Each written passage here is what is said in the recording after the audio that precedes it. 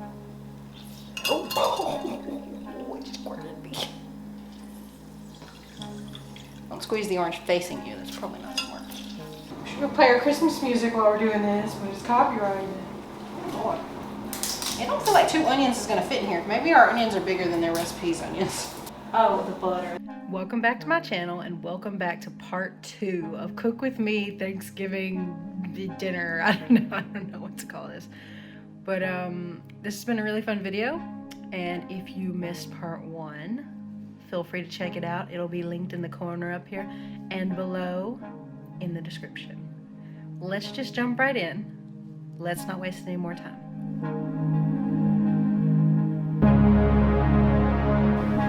Okay, it's the next day and prep today is cranberry sauce and mostly cranberry sauce. I made this recipe last year, I think, and it was a little too orangey. I don't know, it was too something, but we're gonna try it again this year. I have some of this prepared already. So the cranberries are in the sink draining. I'm gonna split the sugars, by the way. I have half a cup of white sugar, half a cup of brown sugar, and there is some cinnamon and allspice in here. And then I have half a cup of cranberry juice. I'm not sure if that's enough, but I'm going to zest an orange here and then squeeze some orange juice in there. Zester is such a weird tool. I just got one of these a few years back and it's like it's a microplane actually. It's not really called a zester, but it's for zesting and finally grating things. Like it's great for Parmesan cheese. It's also great for, I did cinnamon earlier. I did a cinnamon stick. I didn't really want to record that in case I destroyed my fingers, but I didn't, so it's good. And this is not super tactile, but you can feel when you get down to sort of the wet part of the orange. For visual people out there, you pretty much zest it until you get rid of most of the orange. You zest down to the white just about. But for everybody else, you know the outside of the orange feels kind of like leather. Well, when you zest it, it starts to feel a little more wet. Like, I guess how you'd imagine the inside of an orange peel feels anyway. And that's kind of where you want to be. So you get the flavor of the orange peel, but not the yucky white stuff underneath. I think we're good. I just saw a whole bunch of zest fall off of the microplane. This is my chef's knife. I actually really love this knife. But I am going to, I actually didn't roll these around, I forgot to. It's supposed to loosen up the juices a little bit if you roll it.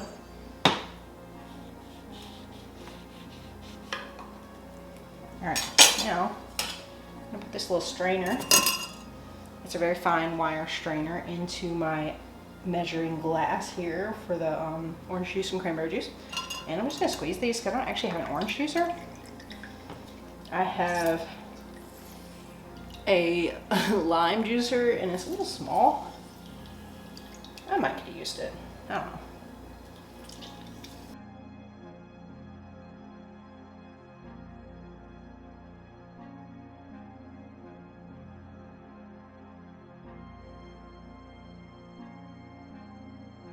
I know cranberry sauce is kind of a contentious subject. Not everybody likes it. It's just kind of funny. And some people love the stuff in the jar, and some people hate the stuff in the jar, and some people just don't want cranberries at all. And then some people have to have cranberries, so which are you guys? Oh, it just squirted me. Don't squeeze the orange facing you, that's probably not smart.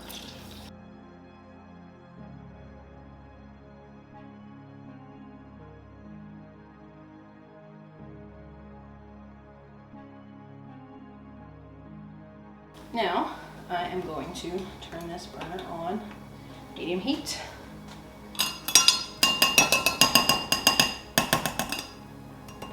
try and empty this out here. Oh, there's no seeds in there. I'm just gonna dump the little bit of the fruit that's in there. Now I'm going to put the juices and the zest in this pot along with these dry ingredients and dissolve them just a little bit before I add the cranberries. I think filming while cooking takes some getting used to. So.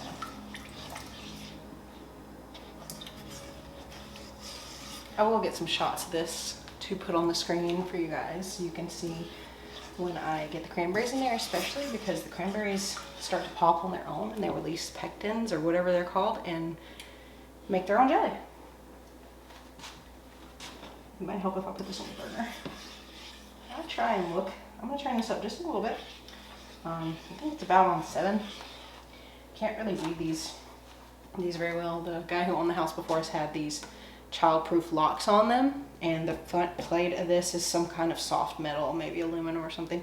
And when they're on here, they'll turn and rotate, and they have scratched all around the knobs and made it really hard to read. I was hoping we could fix it, maybe replace this front piece or something, but I don't know. It's looking like that might be kind of hard. So if you guys have any connections or know anyone, it's Frigidaire. But yeah, seems like a great range, honestly. I think it's convection. It has the fan on the front when you turn it on, so I think it's convection. All right, I'm gonna go ahead and put them in here. Get the fun started. All right, I'm gonna put just a little bit of salt because that's kind of the thing you do with sweet stuff. But just a little bit to help bring out the flavors and stuff. All right, stir these. This is what it looks like now. And eventually, cranberries, let me make sure I'm on the burner. I was not on the burner. The cranberries will heat up, they'll pop out of the skins, and they will create their own gelatin. I need a tripod for my phone, I guess, for the stove. That'd be fun, right? Yeah. Maybe I need to agitate them. Hold on. There they go.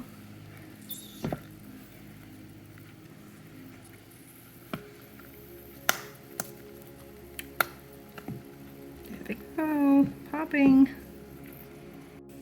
A few minutes after they've been in the pot for a bit, they start to get foamy and then they start to pop.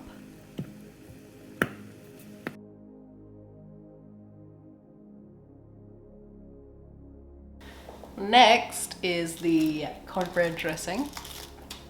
This is the cornbread I baked yesterday, or 5 minutes ago in this video. Pretty much gonna crumble this up, mix it with some broth until it's kind of the right texture. I don't even know, but we're gonna put it in the pan and bake it later. All right, I'm going to make this broth. This is actually broth based, chicken flavored.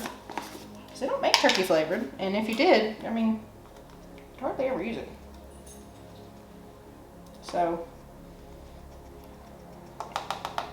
this actually says a teaspoon per, it says a level teaspoon, but I'm just, whatever.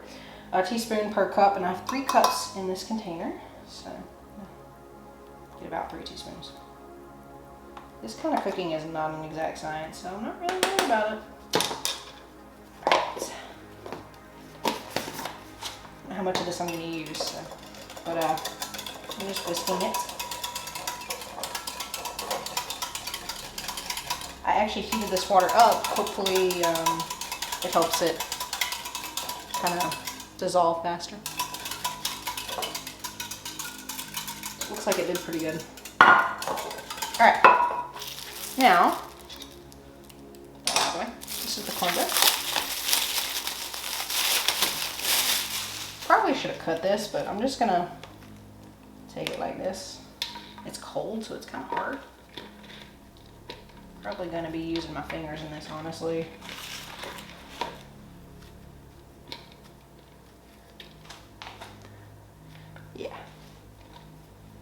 Just making sure I can that you guys can see. Alright. I'm gonna crumble this up really good actually, because I don't want it to be, because the outsides are a little chewy. Like texture wise, they feel a little chewy. And I definitely want it to be a pretty nice, even texture when it bakes. So, this is a great excuse to use your hands. I'm just fast forwarding through me crumbling up the cornbread with my hands.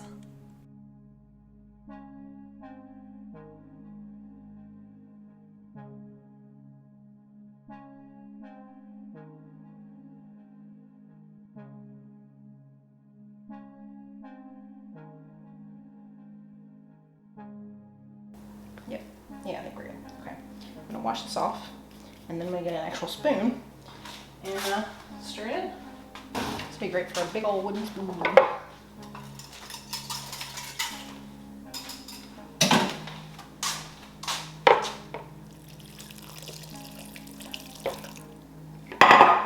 That was about a cup. It's definitely gonna need more than a cup. It smells amazing.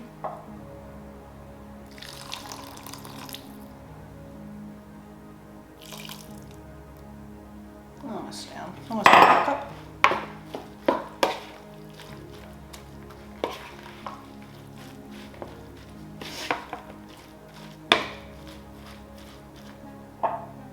And probably the rest of it is all going to go in here because there we go. That looks more like what I expected. Yes.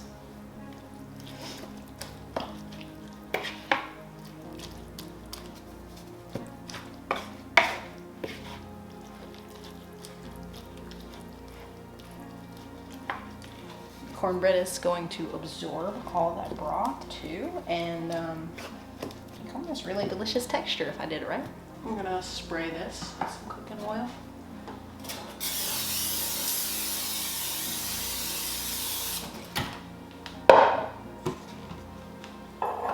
And then this will be ready to go in the oven later. This bakes for, I think, 30 minutes on 350-ish until it's golden on top. The cranberry sauce is in the fridge. The dressing is resting over there, soaking up all the broth. We actually ended up having leftover rotisserie chicken and made chicken sandwiches for lunch, and ended up sticking the leftover chicken in with the dressing because nobody's gonna be mad about chicken with their dressing. But next we're gonna get ready to prepare the turkey. We're gonna pull it out of the fridge. Actually, my partner's gonna help me. So we're gonna pull it out of the fridge, and I'm gonna give you guys a close-up shot. We're gonna literally stuff butter underneath the skin to keep it juicy. And we're going to stuff the cavity with just a couple things: seasoning, salt and pepper, garlic, and onion. I think that's all we decided on. And then I'll be back and we'll make the glaze, which I have all the ingredients prepared for over here. We'll make the glaze for the turkey as we put it in the oven and let it brown a little bit. So, okay, ready to get our turkey out.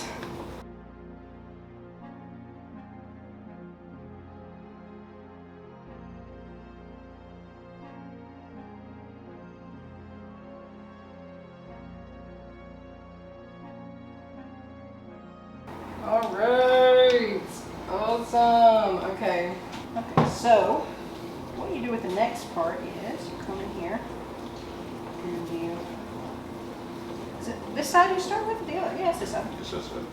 Yeah, and you're supposed to be able to work your fingers up. There it goes, there it goes. Kind of loosen up the skin. Now let's see if we can get it there. Oh yeah, there it goes. It's actually not that bad wearing gloves. I thought maybe it'd be harder to feel because I don't think I wore gloves the first time I did this. I have done this before. Keeps you from accidentally puncturing it with your fingernails. And you know, getting raw turkey under your fingernails. The butter and oil is supposed to keep the turkey breast from drying out. And now we have a bowl. This is butter that I just sliced up, and I put some olive oil on. So we're gonna put this in here. The recipe called for the olive oil. It said the olive oil kept the butter from melting, not melting, burning. Just kind of work it up to the front, and then we're gonna smush it essentially, and kind of try and coat the entire breast and top of the turkey. We should go play our Christmas music while we're doing this, but it's copyrighted.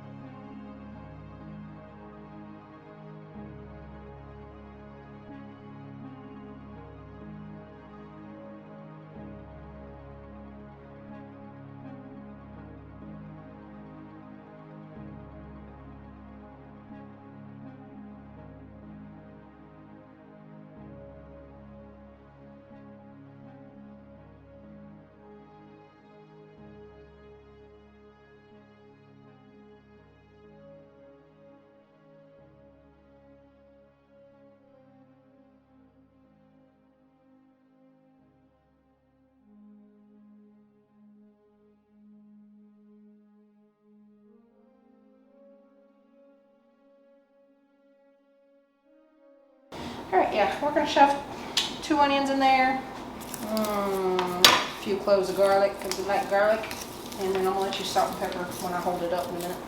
You wanna go ahead and do that actually? Sure. Just hold it up a little bit like this. And you can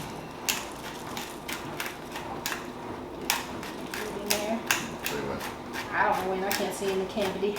It smells peppery.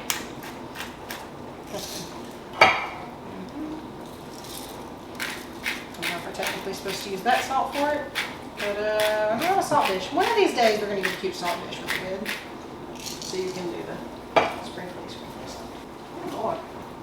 I don't feel like 2 onions is going to fit in here. Maybe our onions are bigger than their recipe's onions. And this thing's going to go in the oven and roast for 30 minutes until it starts to turn a little golden.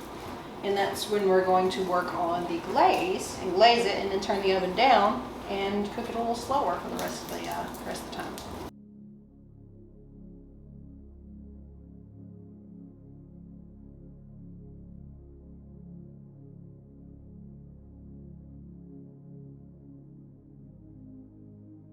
All right, I think that's it. Now we're just going to wait for our oven to preheat, and we'll start working on the glaze. Now we get to put the turkey in the oven. Now it fits in there well. Okay. Whoop. Timer. We got 15 minutes, and then we will turn him around. Whew. Okay guys, I'm back.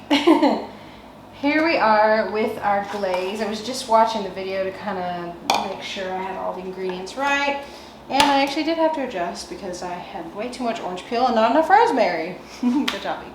But basically, this called for sherry vinegar, Worcestershire, that's what's in this, and honey. I didn't find sherry vinegar, sadly. I looked in 2 different places.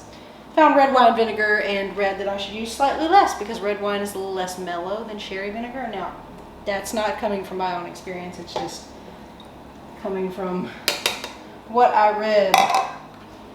We have 4 garlic cloves. And this is 4 sprigs of rosemary and 2 big slices of orange peel. And I'm not sure this looks right, honestly. But we're gonna put it on medium-ish heat and see how it goes, because I've made a reduction, but I've never made a glaze before. So this is a little different. So we're gonna see. Oh, the butter. That's the other thing I need that adds more oomph to this. This is just an entire stick of unsalted butter you put in here. I was just thinking to myself that this doesn't look like nearly enough liquid. And here I am with the butter stick on the counter. Just completely missed it. That was the other. I'm gonna try and I should have chopped it up like I did with the other, but I'm just gonna cut it into chunks with a spoon and then let it do its thing. Right there on the burner for a few minutes and keep stirring it. Supposed to cook it for about 5 or 6 minutes until it starts to foam and reduce. So there we go, we're gonna do that. It has been 15 minutes, so I'm about to pull this out so that I can rotate it and make sure there's a little bit of water in the pan so that the drippings don't burn, and hopefully I can use that to make a sauce of some kind. Ooh, it's doing something.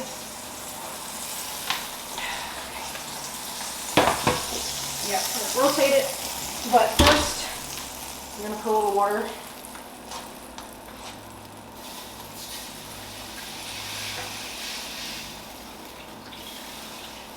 This is a really big roasting pan, so looks like I need all this water. Okay, put at the bottom.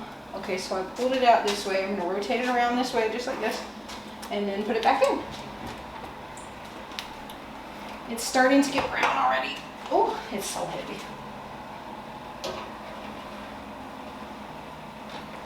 Oh gosh, okay.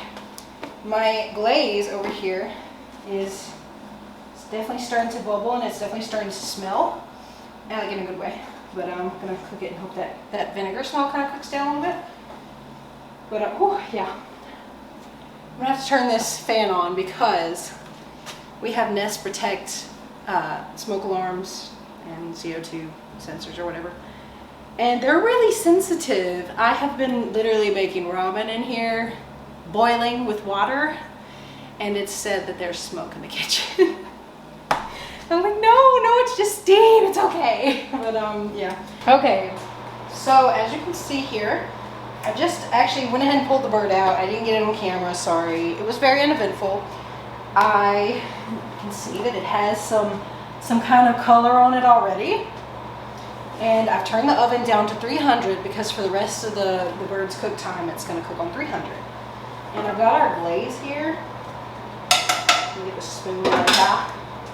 I've got a basting brush, and what I'm gonna do is I'm just gonna glaze it. I can see the skin's getting a little crispy here.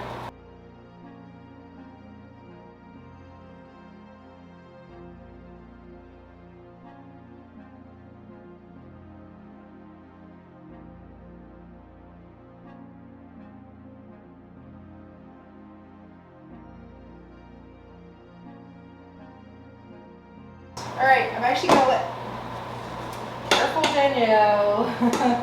I have this big bulky thing on and almost knocked the handle of the pot with the glaze in it over, which isn't surprising. But I'm gonna let this sit here actually so that the oven can have a chance to cool down, and then we're gonna put it back in and glaze it again in about 30-minute intervals until it's done. If you guys want more cooking videos, like of me doing all the things involved in cooking, then let me know. And I'm honestly really looking forward to doing more cooking videos because I love cooking. It's a great excuse to do it, and it's kind of fun to feel like I have someone here with me, even though I'm literally just talking to my camera on a tripod. So for those who can see the screen, the turkey turned out delicious and very moist. Come back for the final, hopefully, section of this video for green bean casserole and peanut butter cookies. Until then, stay curious. Bye!